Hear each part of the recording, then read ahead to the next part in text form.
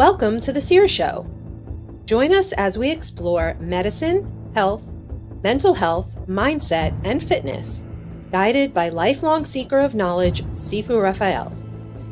He will lead us on a transformative journey with groundbreaking insights and extraordinary guests from around the world. Together, we'll dive into the latest holistic approaches to well-being and the profound connections between mind, body, and soul. Sifu Raphael's expertise in positive thinking, resilience, and personal growth will inspire you to reach new heights.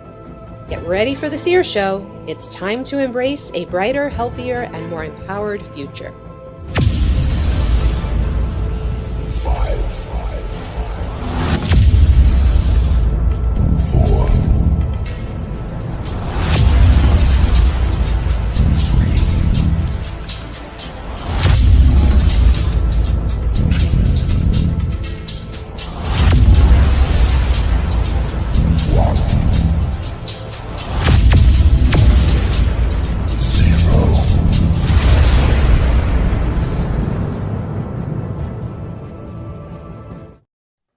Good morning, Falyn. Thank you so much for joining me on the coaching call. I have so many shows. The Seer Show. I apologize, everyone. But when we even think about this, because Falyn is a coach and she helps so many people. But this is the Seer Show. I appreciate you being here with me this morning. Thank you so much. Absolutely. Pleasure to be here, Raphael. Thank you. Yes, absolutely. So today we're talking about mindset. Wow. There's so many people that are talking about mindset nowadays, especially after the pandemic. Everybody went to that. But we always have to realize that there's different ways that we can look at mindset. And I'd love to get your take on it. Wow. I feel like mindset is this ever unfolding journey. We are not automatically born with a strong mindset. Sure, we come into this world with little conditioning, and as we progress through life, as we get older, our mindset changes because of the conditioning or the experiences or the traumatic, chaotic things that happen to us. But I ultimately think that if we can navigate our mindset in a way that helps us grow, there's always going to be fear there. But if we can grow from that, then we can build a stronger mindset. And mindset isn't just your mind. It deals with your physical body. It deals with your emotional body. So I would honestly say mindset is one of the crucial things that we are gifted with. The mind can certainly be a challenge sometimes, and it's an everyday practice to strengthen your mindset and to have a pause. If you're having some negative thoughts, take a pause and be like, 1, why am I thinking that? 2, what do I want to be thinking? Because what is going to get me to where I'm trying to go? So that is probably a long-winded way of me describing how I look at mindset. Yeah. So I also want to discuss, how we can feel vital through our mindset. How can we feel like we're making a difference in this chaotic world that we currently live in? How can we feel we are making a difference? Well, look at your life first. Are you being filled up first? Because I've done this so many times before where I try to externally fill everybody else's cup up, leaving my cup run dry. And that doesn't help the other party either. So I would say, look at how you are filling yourself up. What are you doing in your day-to-day lifestyle? Is it just waking up, going to work, coming home, making dinner, watching TV, going to bed, and repeat?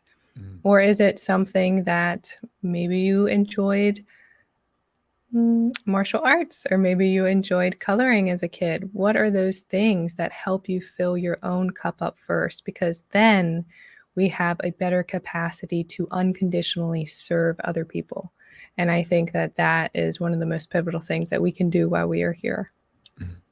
I agree with that, to make every day unique so that not every day becomes Groundhog Day again, right? It's not the same thing. What'd you do yesterday? Same as I did the day before and the day before and the day Yeah. before. How Or was you your hear the weekend? quote, living the dream. Yeah, with dream. yeah. Yeah. And I get a lot of this. How was your weekend? Oh, same as always. What? If you're Yeah. not living the life, because when we go forward in our lives, and what are our last days going to be like? What are we going to remember? What are those pivotal points in our life that we can say, I really lived the dream? And not Yeah. only did I dream about it, but I actually implemented action plans in order to live that dream. Because living the dream is just a saying, but actually doing it, it's a whole different ballgame, isn't it?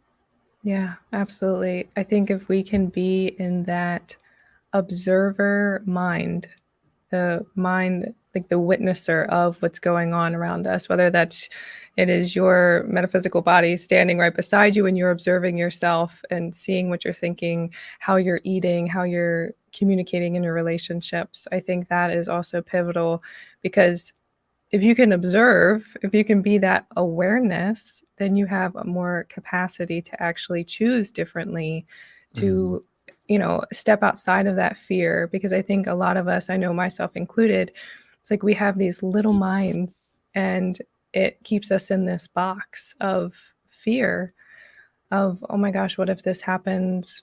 What if somebody passes away? It's trying to protect us, and that's a beautiful thing. It's a survival mechanism, no doubt about it. But how is that keeping you imprisoned to living the dream that you would like to live? Mhm. So every day, make it count, right? Yeah. I Yep. always say, if today's my last day, what are the things? Because we don't know. It could be. I mean, that'd be terrible because I want to see tomorrow. But what if we knew? You wake up and you go, this is it. At Yeah. 11:59 p.m., I will no longer be. What would you do with your day? What would I do? My goodness. Well, I would probably spread more love. I would be grateful for the family and the friends and the previous experiences that I had, because it built me into the person that I am. Mm, And I think if I was to close my eyes to not think that I was going to wake up again, I would probably be outside in that moment and just allow all my cells to absorb the beauty that I have in this physical moment. mm, And I think I would find some sort of peace, honestly, because it's not like we're ever dying, maybe this physical body, but I think like there's a next stage, and mhm, it's kind of a beautiful release and surrender to the next step. right. I would consider how many people would actually sit at home and watch TV, right? Because we do that Yeah. every day. Well, not me personally, but most people do that. Yeah. And without thinking that, if I'm sitting watching TV, am I living or am I coasting? There's a difference, right? If I'm just gonna, don't get me wrong, sometimes you want to chill and take a nice 60-minute break and watch a show. Hopefully, you're streaming it so you don't have to watch the 500 commercials. But are you going to do that for 6, 7 hours when you only have, you know, 18 hours left? What Right. would you do? What kind of Right. foods would you eat? Who would you call? Let's say that, you have a loved one that maybe is not around. Because let's say your parents or your siblings or someone, would you even make that phone call? And then the question is, do you do that regularly? Do you call your loved ones on a regular basis? Do you reach out? Do you say hi? Or you do go, "Nah, I'll talk to them next week." What happens if they pass and you didn't get a chance to say, I love you? Yeah. And then you live with guilt or shame, like, oh man, I should have done Mm, that. Yeah. And I think I love your word of coasting when you're watching TV. And I can also throw in the word of coping. mm, That is a way to just shut off our brain because maybe our capacity is at its bandwidth during the Yes. day, and now we just need to completely be numb Yeah. because we don't know how to healthy cope. Mhm. Oh yeah. You know, one of the things that when I was younger, I would watch TV and then I would watch TV and then go to sleep. And sometimes I would even have a TV and fall asleep to the TV playing. And man, that is not me anymore. I have grown so much. I'd rather be reading, you know, understanding something, learning something, or writing. So before I go to sleep, one of the things that I do is before I actually fall asleep, I go through my gratitude of what I'm grateful for, the things that have impacted my life. And then in my mind, I'm going through what's going to be tomorrow.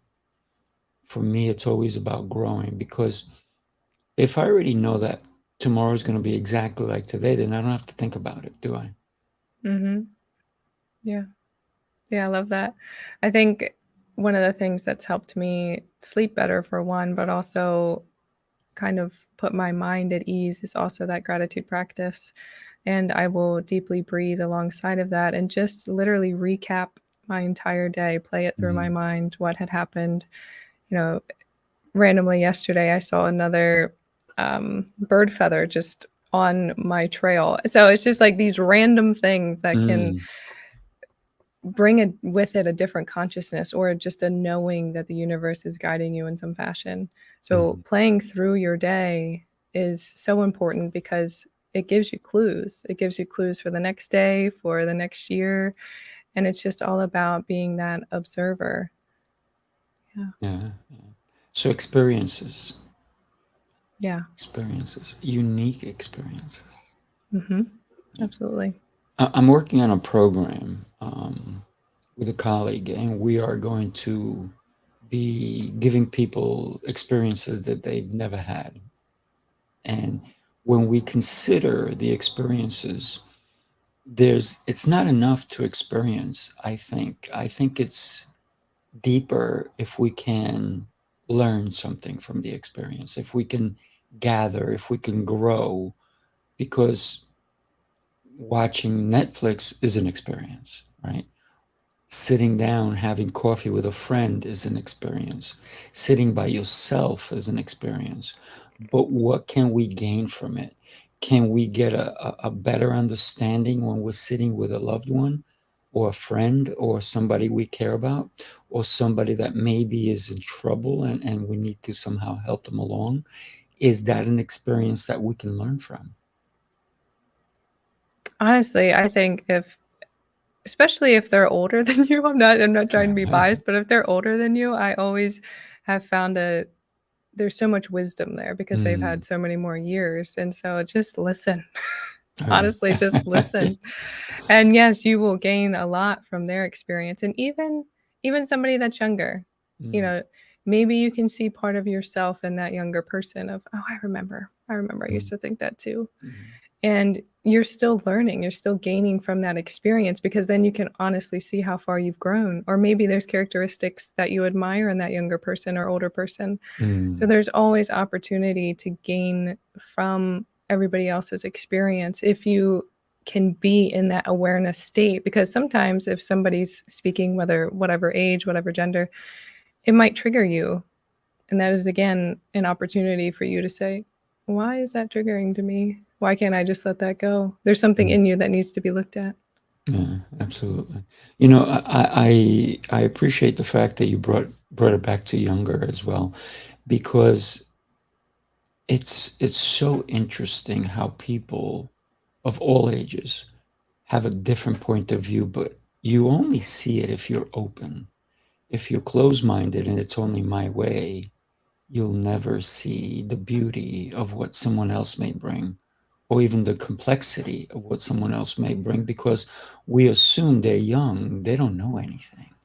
And Yeah. that to me is such a terrible thing to do because we waste a lot of our time thinking we have all the answers. Meanwhile, someone else with a different view a different perspective, a different experience, even in the same thing that you've gone through, can tell you something. Even if you did it 20 years ago and now they're going through it, but their perspective is so different because they have a different focal point than you did. Yeah, I love that. Absolutely. What's your take on social media when we are thinking mindset?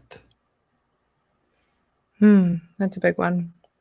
Yes. I think sometimes I do have resistance for social media depending on what you're consuming, depending on how long you're letting your brain run and scrolling. Mm. And I think it can feel overwhelming. And part of the reason why a lot of our society has anxiety, I think, is because of these screens, of social media, of consuming. Like, you have to be a certain way to be accepted. And we mold ourselves to that so we feel accepted rather than truly accepting our authentic self. And I'm saying this because I'm experiencing it of, well, what is my authentic self? How can I express that without feeling this fear of being judged? Because we judge everyone. It's just a part of us. It's not to say that we have to act on that part, but we're observing that part of us that is judging. And I think social media can also be a blessing. It can be a blessing because we're having this conversation right now and we're not even in the same room. It can be a blessing because depending on how you're consuming it, it can absolutely be a blessing because it's a connector. Yeah. We have the opportunity to grow from each other from afar. So I would honestly say it's a split sometimes, but I'm leaning more towards the positive because it's how I'm using it and what I'm putting out there. You know, when we consider social media, there is so much positivity that we sometimes forget that there is in there because it has so many negative connotations to it that maybe a lot of people are like, oh, I can't deal with this stuff. But it depends on what you're searching for. So social media is smart because if you search for something positive, and you continually search for that, it'll start to bring up that information. Even YouTube will suggest videos similar to what you're looking. So if you're looking for motivational videos, it will say, hey, we found these other social media or these motivational videos that are going to impact you or what you're looking for.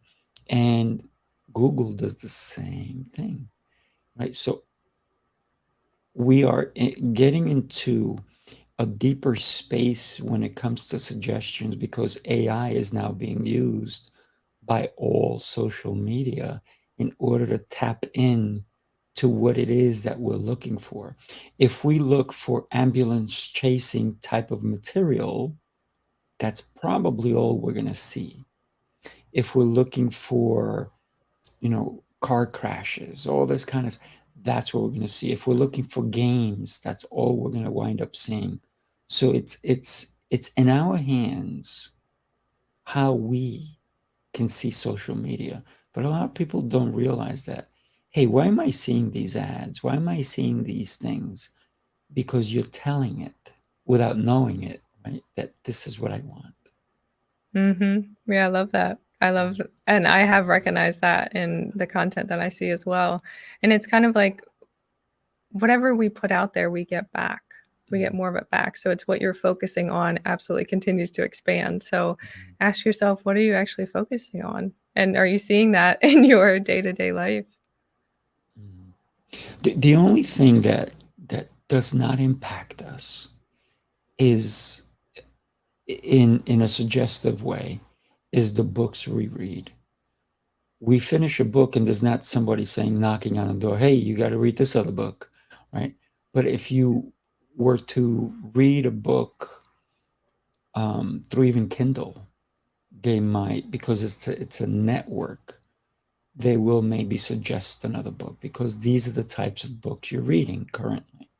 But if you read a physical book, which is all I do, I don't read books on Kindle. I don't, read books on a computer. I don't, if somebody sends me a book through PDF, I'm like, not going to read it because I'd rather not be in front of the screen. So I'm an avid reader, but I like to physically hold a book. That for me, oh my gosh, that's like, it's like candy, right? You go into a candy store, what do you want? You want candy. For me, I see a bookstore, I'm drawn to it. This past Sunday, I went with a friend and we went to New York City and we were walking around and both of us, because he's an author, he's an avid reader as well. And we're walking, we see like out of nowhere a bookstore, and we both looked at each other and we go, we gotta go. So we walk in and it looks like a regular, and then we walk in and it's, all I'm seeing is kids books, and I'm like rolling around, what's over here, what's over here.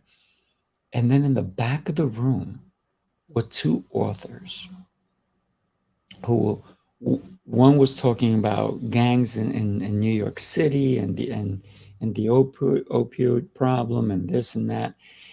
And then I'm looking around, and I'm like, wait a minute. There's 0 adult books in this place. But there's 2 authors who authored adult books, no kid books. And they're in the back having a discussion. And there's a group of people sitting there. And the discussion was really incredible. And I was like, wow, this is really cool. But what's going on here? It's they're having adult topics in a kid's bookstore. I was like, ah, that's kind of strange. And then I said, wow, what that woman is talking about sounds so interesting. I would love to have her on my show. We didn't stay there for the whole duration, but I was like, wow, really interesting. And the fact that we were both drawn to a bookstore. And then I started looking at all the books, the kid books and so forth, 5th grade, was primarily what the content of the whole bookstore, 5th, 3rd, 4th. But I don't think, even maybe 8th grade, and they're all storytelling books, and it was interesting. But for me, I was drawn because it's a bookstore. Mm-hmm. And then the content of what was going on inside was like totally different. So that was kind of interesting for us. Yeah, that's interesting. You just went with your intuition and then you had that experience. Mm-hmm. And that's it, right? Experience. Mm-hmm. So that's what I think that's where mind growth comes from, when we look for experiences, when we look to gain either a better understanding, knowledge, or just to get a different feel for maybe even something we already know. Yeah. Yeah. And we're never going to know it all. Oh, no. And learning happens in stages. Of course, it happens as you gain these experiences, and you have maybe 2 years from now, you have another realization of an experience 5 years ago when the same experience could have looked different to you tomorrow, if that makes sense. Mhm. It's this continuous growth that happens. So I think it is really about being present as we can, over and over and over again. So tailoring it back to your breath gives you this ability to be more present. And then maybe we can learn from the experience, or if we didn't learn something, it's probably going to repeat in some fashion until Yeah. we can learn from it. One of the things that when we started today, you kind of touched upon it, is we have, if you said you were sitting next to yourself, right? If we actually consider that we are 2 beings, not that we're schizophrenic, but we actually have 2 minds, right? We have a right and a left, but we actually use those to conjure up thoughts, ideas, concepts, even protect ourselves, because one of them is going to say, you need to do this. And the other one's going to go, well, why are we doing this? And so there's this conversation that we have with one another, or with ourselves, really. When I say one another, I mean like me, Yes. myself, and let's put a third person in I, right?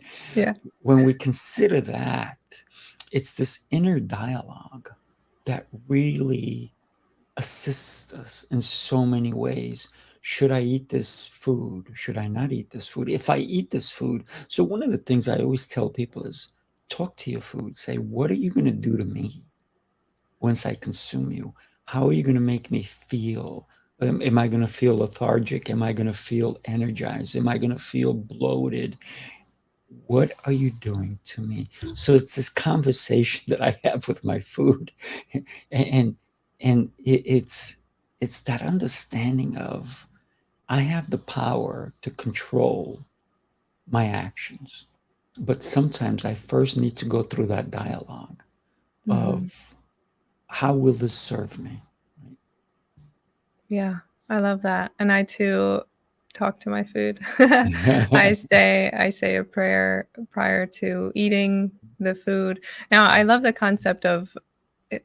I feel like as I progress in my own journey, the thought of foods I might have consumed many, many years ago, like fast food or, Mm, bad fried food or whatever processed types of food. When I look at it now, I'm not even pulled to eat mm, it. right. So most of the time, if I'm eating something out of routine, it might be dark chocolate chips. I mean, and so it's like I don't actually ask myself, "Oh, how are you serving me right now? Are you giving me more magnesium that I might Mm, need from the chocolate, or yeah. are you giving me emotional coping?" So it's interesting that you ask yourself that question of how you're serving me, because when I think of a plate that's in front of me and I really think about where it came from, because Mm, as I'm growing, where I purchase my food is changing. I go to an organic farm mm. market, and so it's like I'm envisioning the chicken running around in the pastures. I'm Right. envisioning how the crops were grown without these harsh pesticides. So Mm, all of that, you might, if you do that, you will feel your mouth start to salivate, because it's this digestion process is already starting before you even take a bite of your food. And I mm. noticed it really impacts your digestion Oh, because yeah. you're intently thinking about how it's nourishing your cells. Mm. I had a conversation with a woman. She was 75 years old, worked out 3 times a week, and then 2 times with a personal trainer. She ate extremely healthy and she ate 1 meal a day. And can I tell you, she looked 25. She was absolutely gorgeous. And her husband was the same way. And one of the things is, for her, it was always about, I know the chicken I'm eating because I used to go and visit it. Right? So it was kind of interesting. For her, she knew everything. She didn't buy things, she didn't buy something frozen at the supermarket. She knew the food she was buying. She lives in Italy. So she would go to the farm next door to her and say, well, you know what, is my chicken ready? So these kind of things. Do I get the fresh corn? Am I getting the fresh tomatoes? Am I getting everything fresh, fresh, fresh, fresh? And she was so vibrant. And her grandchildren were around, and she was teaching them how to eat right and all these different things. And for her, fast food was not a thing. It maybe if she had pastas, because she made the pasta herself, she didn't buy it at the supermarket. And when we consider the way we eat, fast food has totally changed the way people even have to visit the doctors. Because fast food is taking them to the doctor sooner than later, because they're having so many problems because of the processed foods that they're eating, all the different things. When I was a kid, I think I used to have to walk 2 miles to a McDonald's, and that was a treat. It was not every day. It wasn't on my way from school or from work. It was a treat. I can't tell you the last time I was in McDonald's. I pass them all the time, but it's got to be more than 35, almost 40 years since the last time I was in one of those places, because it's I'm not a kid anymore, and I wasn't having those treats. And I remember that the milkshakes they used to have, they were amazing as a kid. But am I drawn to that memory? It was a fond memory because I went with my friends. We laughed on the way there. We had a great time. We ran, we played. And then after we ate, we all, we walked, we ran, we did things. We didn't get in a car and sit and have a sedentary life afterwards, right? So we were totally active going, totally active afterwards. So that is the dynamic of how I've lived my life. I've always been extremely active. And I think what winds up happening is people blame being tired. And then they make an excuse because I'm tired. I'm not going to go home and make food. I'm going to pick it up on the way home. And then because I'm tired, I'm going to sit on my couch and I'm going to eat that food watching a show. Oh, and by the way, I bought all these snacks for my next show. So what winds up happening is we're not living intentionally. And when I talk about intentionally, I'm talking about long-term intentions, right? Yeah, that short-term gratification. And I think, your experience with your friends is an experience that you had, which was beautiful, but yet now you're choosing to have different experiences that do support your health. And even with this short-term gratification, that's also social media, the short-term gratification of someone liking your photo, the gratification of receiving a package within 12 hours of you ordering it. It's like this short attention span that we're developing as technology continues to increase. And it's just an awareness that we need to have because our focus gets deterred so easily today. And I think a lot of people can't focus on what they want, on what their goals are because of just conditioning. We're conditioned to look at something quick, then look at the next thing, then the next thing.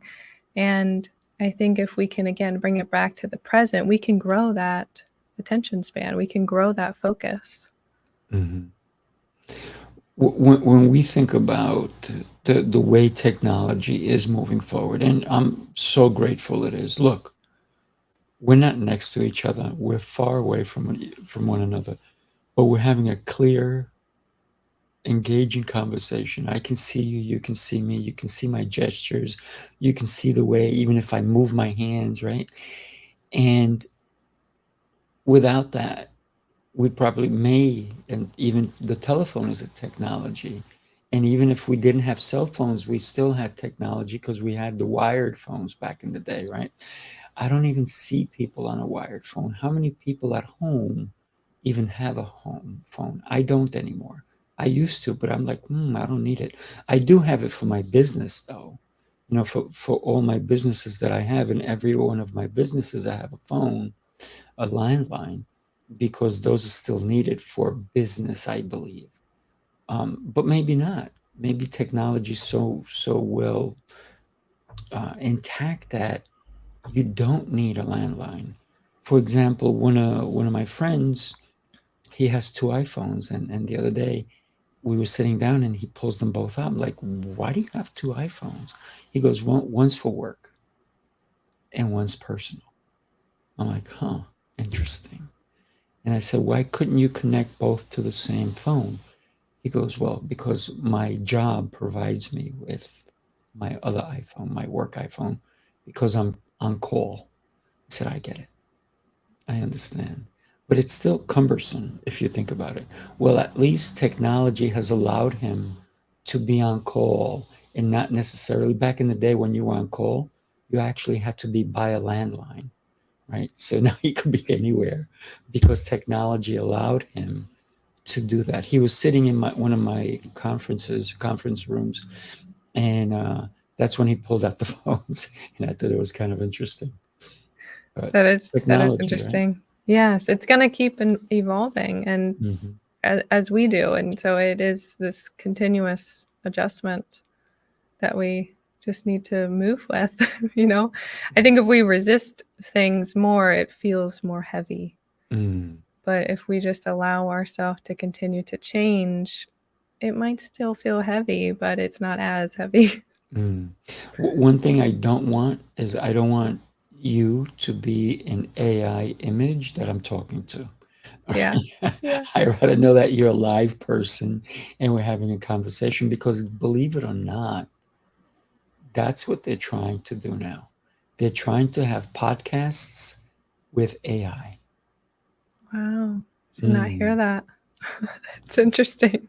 It would be interesting, because how genuine will those conversations be? And Right. can I interview an AI? I don't know. Right. I don't know either. I don't I know don't know either. if that would be enough. I don't even know how fun of a conversation that would be, because could you try tricking it? Could you try asking it questions about experiences? You couldn't. I don't think so, because will AI be able to say, wait a minute, let me look at my database so I can tell you how I feel? Right. Yeah. Interesting. Wow. That's one thing I'm not looking forward to, and hopefully it doesn't come that way. Hopefully we Yeah, can I'm still have hoping. communication with one Yeah. another. Yeah, I'm hoping so. And I think it might even create more of a need or a desire to have those one-on-one interactions. Maybe it'll give people an extra oomph to say, wait a second, like, let's actually continue this human interaction. Because I think Yeah. a lot of us do depend on technology, and we still have the capability to choose which direction we like to go. So it's kind of like that fine balance of what still feels like we're progressing, but also like how can we still connect with each other in a genuine and truthful way. I have a friend of mine who is an AI. He's got several patents in AI, and he mentioned that he had been on 40 podcasts in a month. And I said, "Wow, that's interesting." And I said, "How many were you really on?" Being that you probably created the AI that looked like you and spoke like you. So I was just kidding with him, but and of course he had a good laugh with that.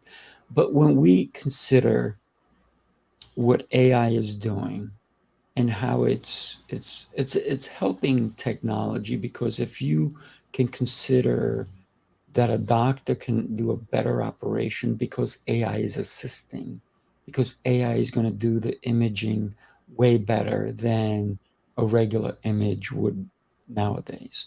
So when we can even consider what a plastic surgeon can say, hey, this is how I can help you, change your look, or so forth, because AI has adjusted the operating techniques so that a surgeon can do better, whether it's somebody who's doing an emergency operation, or somebody who's doing an elective surgery like plastic surgery, or somebody who is having liposuction, or any of these different things.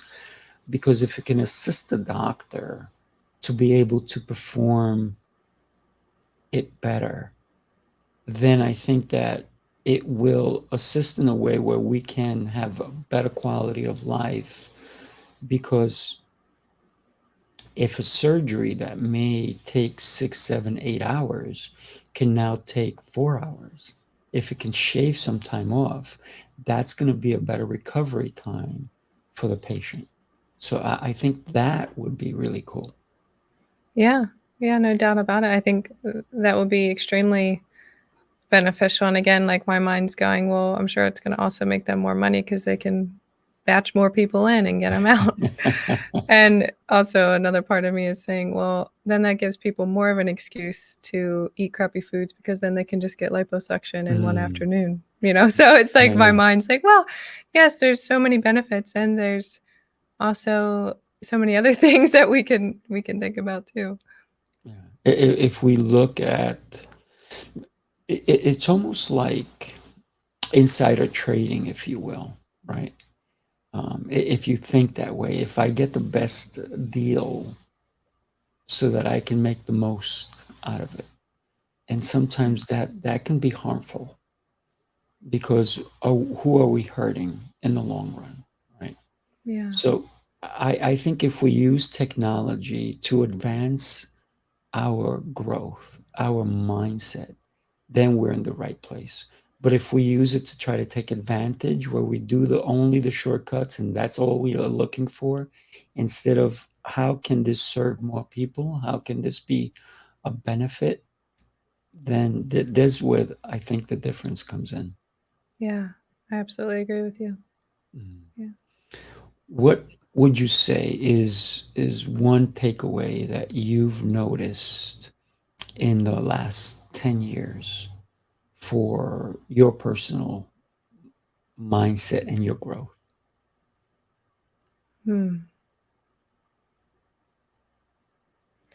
Honestly, I think for a large part of my life, and still have I have these tendencies to do this pattern or play out this pattern, is having other people fulfill some sort of void inside. Other people can also be a food. Mm. It can also just be outside things trying to fill something that's missing inside. And I think over these last 10 years, it's no, there's nothing missing in here. There's nothing missing in here. We are absolutely individually a unique person. We are completely whole, perfectly imperfect. I'm sure you've heard of that phrase. And I Mm. think these newer perspectives that are getting ingrained in me, bringing back to my truth and back to my authentic self is the diet, how I'm eating, is the rest. So over these 10 years, it's like as I'm progressing in those physical things, food, sleep, exercise, different stress reduction, which could include journaling, meditating, Mm. somatic experiencing, parts work, all of that stuff is making me more whole, which in turn is strengthening my mindset. So it's this balance between what we're desiring, but also there's pain involved. There's a lot of Mm. pain over the last 10 years for sure, Mm. but each pain brought with it an experience that now is turned into a lesson that I can take with me into the next experience. So I think just doing one thing at a time. When I first started my transformational journey, it was the diet. And then Mm. it was another lifestyle factor, then another lifestyle factor. And it continues to build slowly onto that. And then it was involving the emotional body. So internal family systems, somatic experiencing, and also meditating. So it's these little steps in the right direction to strengthen your mindset, to Mm. strengthen that core soul inside to say, you are loved. You don't need anything outside of you to tell you that. You just gave a blueprint to our listeners, didn't you? I love it. I love it. Because those are the things, those are how we can also develop a relationship, if you will, with that I, right? With that me and I, those two people who are going to help you and guide you.